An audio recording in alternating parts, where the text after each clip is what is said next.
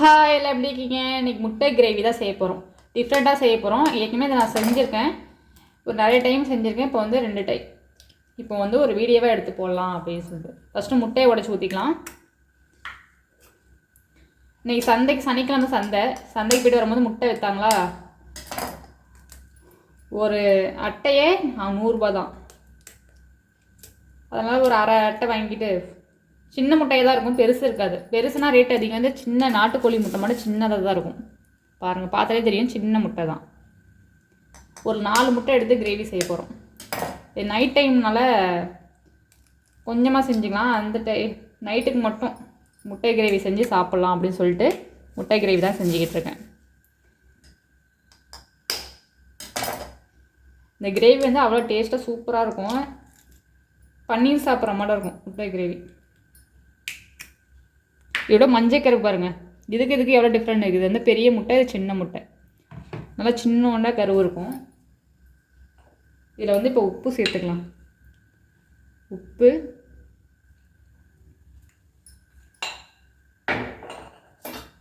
Pepper,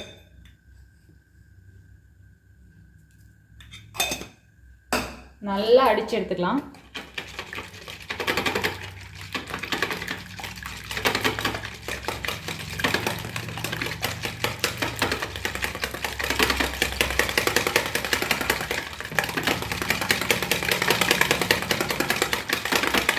நல்லா அடிச்சுட்டு நம்ம வந்து கேக்கு வேக வைப்போம்ல, டபுள் பாயிலிங் பண்ணுவோம்ல, அது மட்டும் செய்ய வேண்டியதான். இது வந்து ஆயில் தடவிக்கலாம்.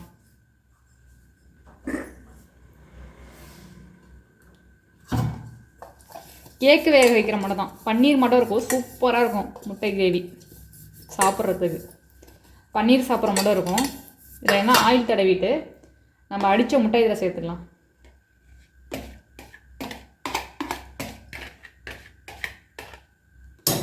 அடித்த முட்டையை சேர்த்துட்டு தண்ணி நல்லா சூடாகிக்கிட்டு இருக்கா, இப்போ மூடி போட்டு ரிங் வந்து அடுப்பு வச்சிடலாம். முட்டையை தூக்கி இது மேலே வச்சிடலாம். நல்லா வேகட்டும். மூடி போட்டு நல்லா வெயிட் தூக்கி வச்சிடலாம். முட்டை நல்லா வேகட்டும்.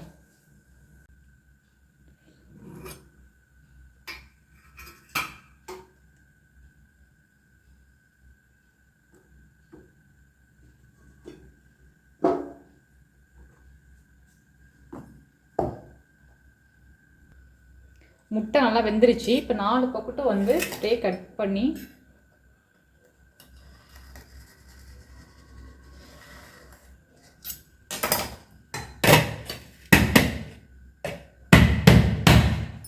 முட்டை கட் பண்ணும்போது காமிக்கல, சாரி. முட்டையை சூப்பராக கட் பண்ணிட்டேன் பாருங்கள்.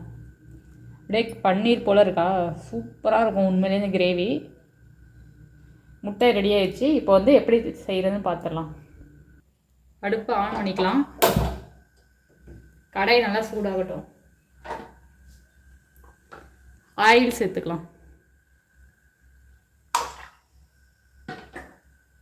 எண்ணெய் நல்லா சூடாகட்டும். எண்ணெய் நல்லா சூடாயிடுச்சு. இப்போ வந்து கடுகு சேர்த்துக்கலாம்.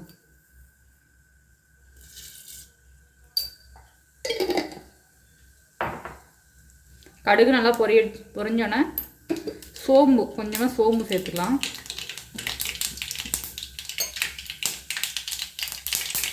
கொஞ்சமாக சோம்பு. இப்போ அரைச்ச வெங்காயம்,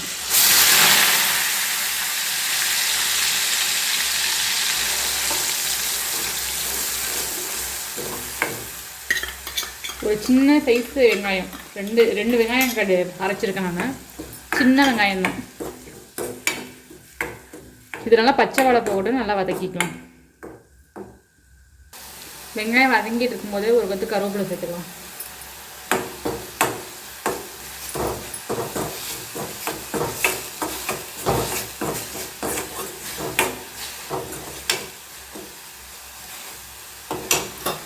வெங்காயோட பச்சை வடை போயிட்டு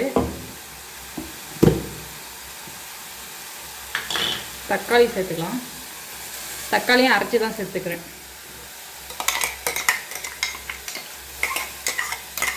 தக்காளி ஒரு 2 தக்காளி, மீடியம் சைஸ் தக்காளி 2 தக்காளி எடுத்து அரைச்சி வச்சுருக்கேன்.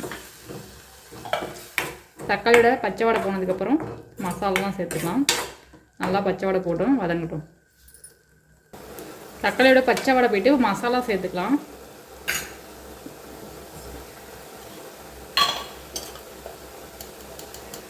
மல்லித்தூள்,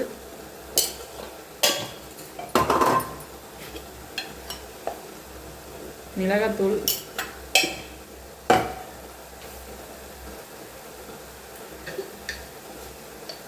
மஞ்சத்தூள்,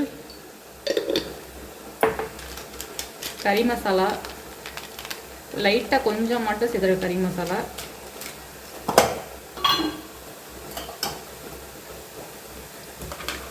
சிக்கன் மசாலா,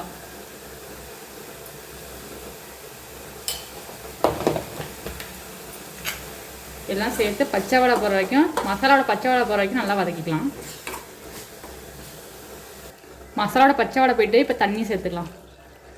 எந்த அளவுக்கு கிரேவி தேவையோ அந்த அளவுக்கு வந்து தண்ணி சேர்த்துக்கலாம்.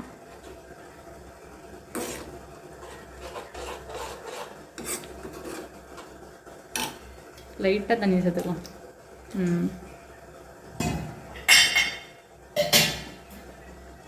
இது நல்லா கொதிச்சு இதோட பச்சை வடையெல்லாம் கொஞ்சம் நல்லா போனதுக்கப்புறம் முட்டை வந்து கட் பண்ணி வச்சுக்க முட்டையை சேர்த்துக்கலாம். நல்லா கொதிக்கட்டும்.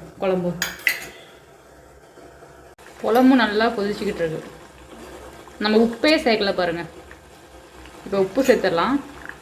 உப்பு சேர்த்துடலாம்.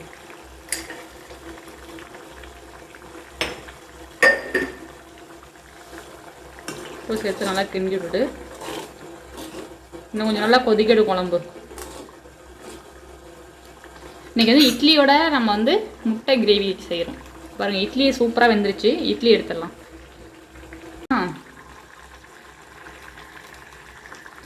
அப்படியே அல்வா துண்டு போல் இருக்குது பாருங்கள்.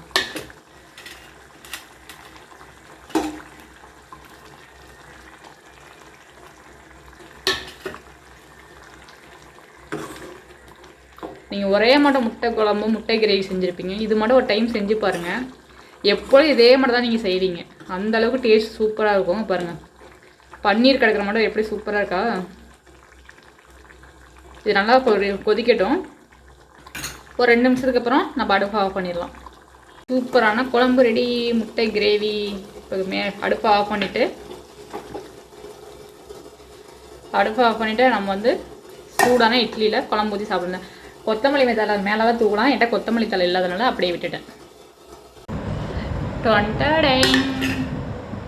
சூப்பரான முட்டை கிரேவி ரெடி. இட்லி சுட சுட இட்லி, அதுக்குள்ள முட்டை கிரேவி.